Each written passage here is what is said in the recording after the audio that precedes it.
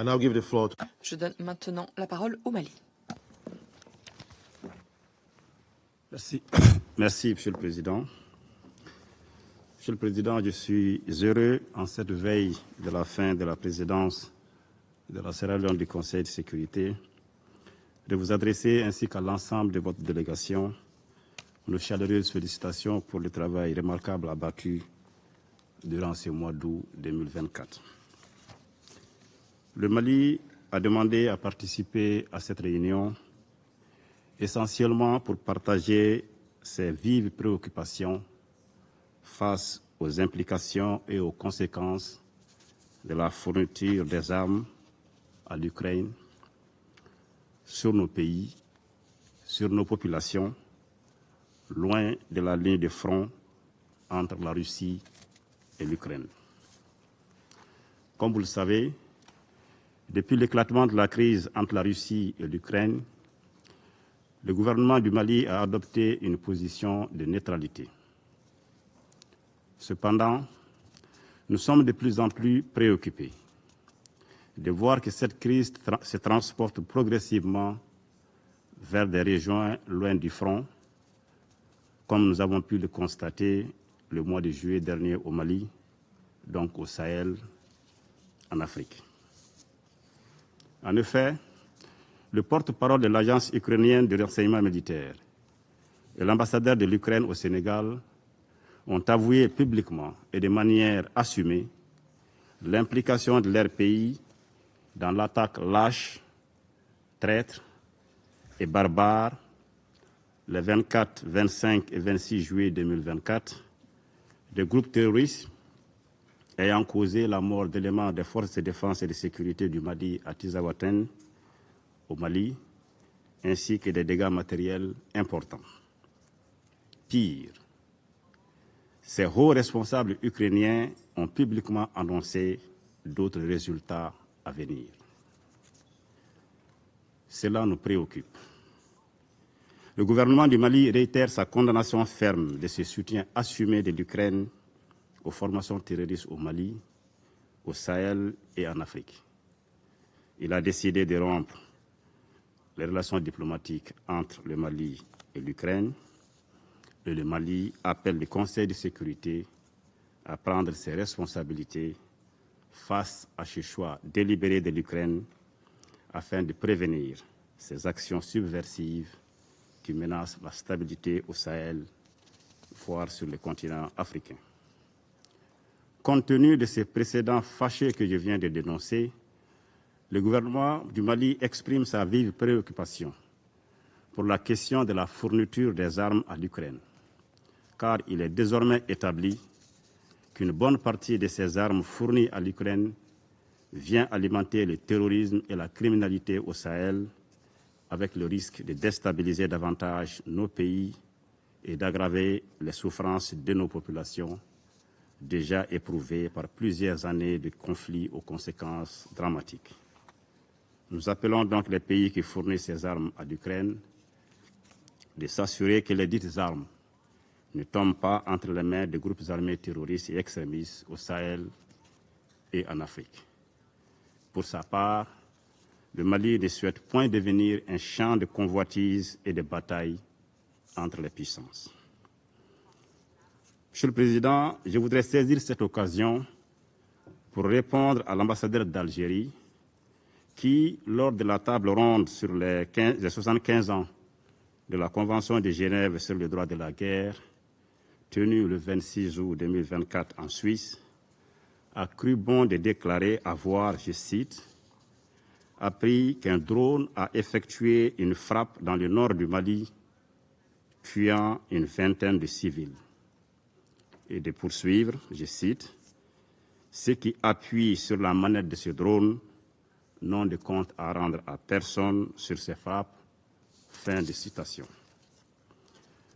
En réponse, je voudrais dire, avec ma grande surprise, de voir une diplomate faire une affirmation aussi grave qu'infondée sur la base de simples allégations de presse.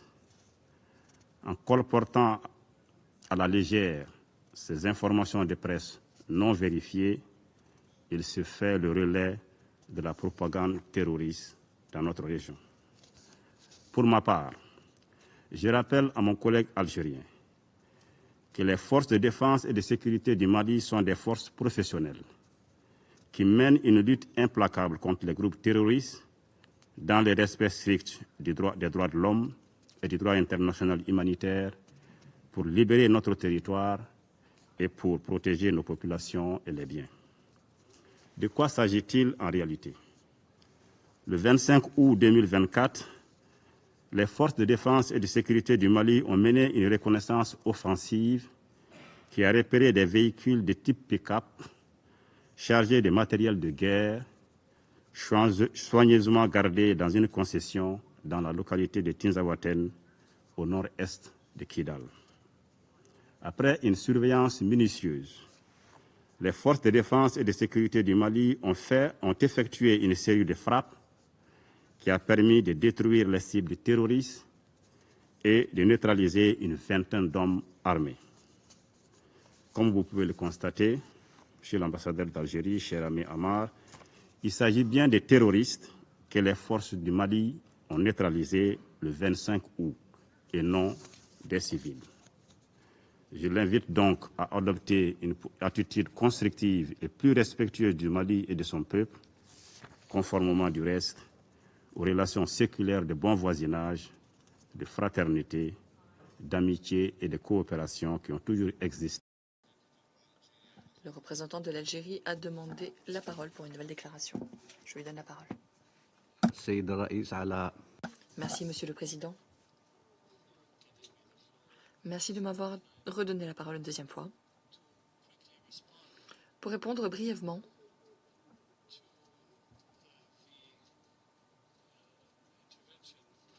à l'intervention du représentant permanent du Mali. Pour commencer,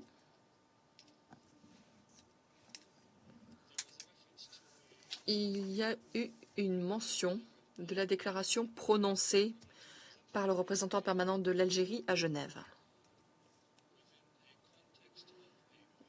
dans le contexte d'une réunion consacrée au 75e anniversaire des conventions de Genève.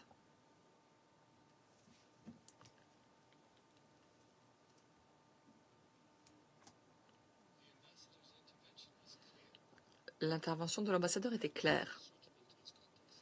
Elle correspondait parfaitement au contexte.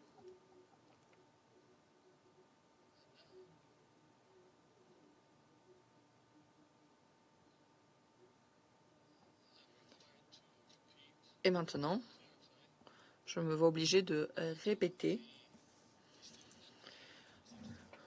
pour expliquer aux représentants du Mali le contenu de cette déclaration et la démarche sur laquelle elle reposait. Cette précision, ces explications correspondent au présent, au passé et à l'avenir. L'objectif était de témoigner du rôle de l'Algérie.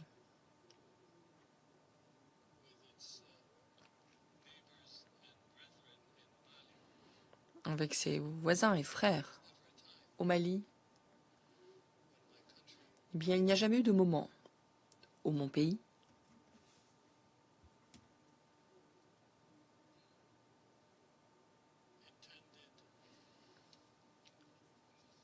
ait eu l'intention de causer quelque tort que ce soit à l'État du Mali.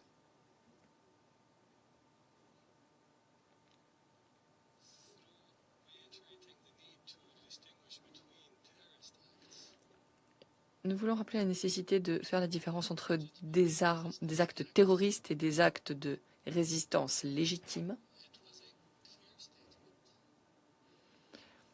Il s'agissait à cet égard d'une déclaration très claire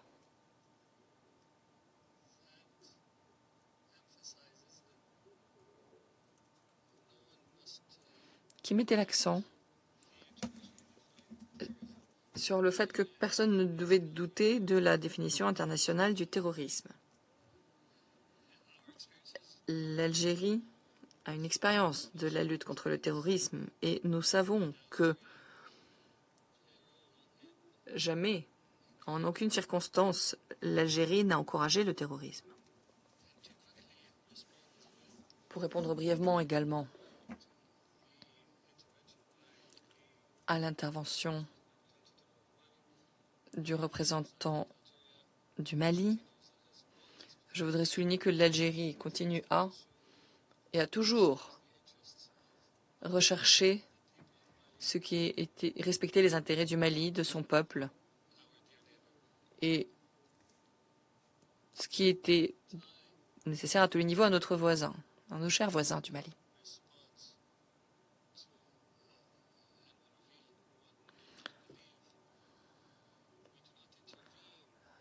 Le temps ne le dira, mais nous n'intervenons pas dans les processus décisionnels au Mali, dans les choix que fait ce pays.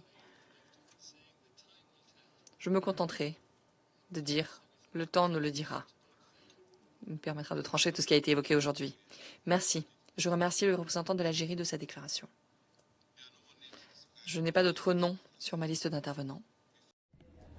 Dear colleagues, thank you very much for paying attention to our work. And I just wanted to use this opportunity to draw your attention to the meeting that we just had. Well, why it is so short? I don't know. I'm not very high. Why is it so short all the time? Okay. So thank you very much for paying attention to what we do. I wanted to highlight the meeting that we had. You heard our speech. I think everything was said there. I wanted just to draw your attention to the very important moment. You noticed that our friends from Mali participated in this meeting so far. It was not without a reason. It was because of a very serious development that happened at the end of July. You know that there was a terrorist attack in Tinzaouaten in Mali, and the Kiev regime officials boasted about their participation in this attack. After some international perplexion, some of these statements were withdrawn, but nevertheless it never denied the fact that it was helping the terrorists to fight the Malian army and Russian instructors. And also it promised some kind of new developments in the future. I also wanted to tell you that yesterday we raised this issue under the any other business in closed consultations, and to our surprise, I would say astonishment, those Western countries who were speaking, they never mentioned the word Ukraine. They were pretending that we raised the issue of situation in Sahel. So I imagine that the situation when the tentacles of Kiev terrorist regime are now as far as in Sahel, and that the arms supplied to Ukraine is finding its way in the arms of terrorists in Sahel, is a very uncomfortable development for them. We have warned about this repeatedly. Now it's happening, and it's the direct consequence of the escalation that the West is promoting in Ukraine. Thank you. Question? All right. So it's not related to Sahel situation. Do you have any comments on the Russian billionaire Mr. Durov's being charged by the French authorities? I'm not following this issue in detail, frankly. I think that everybody is worried about freedom of speech in any case, and there are different aspects of this situation. Mr. Durov is not only a citizen of Russia, as you know, so I think that there are a lot of interests implied, and it's a good opportunity for him to really understand right now the true value of Western statements about freedom of speech. But I think I will limit my comments to this. Okay. Concerning situation in Sahel, does Russia consider offering any product to the Security Council in terms of situation in Sahel and Western weapons ending in this region? I think it's up to our Sahelian partners to decide whether they need such a product or not. So far, they haven't reached out to us with such a product. I think that the statement of representative of Mali was self-explanatory and very powerful. And in my understanding, this is enough at this stage. So we'll see how it will develop further. Okay. Okay. Thank you, everybody.